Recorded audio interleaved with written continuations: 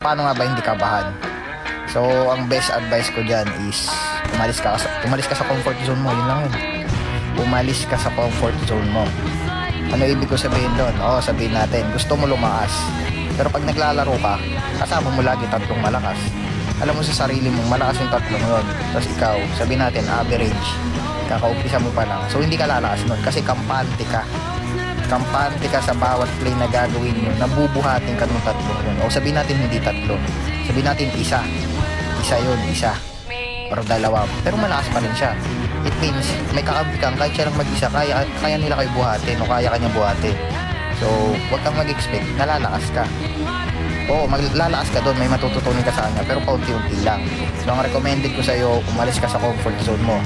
Doon din matatanggal yung kaba mo. Bakit? Sabihin natin solo squad ka. So basically wala ka nang aasahan kahit sino.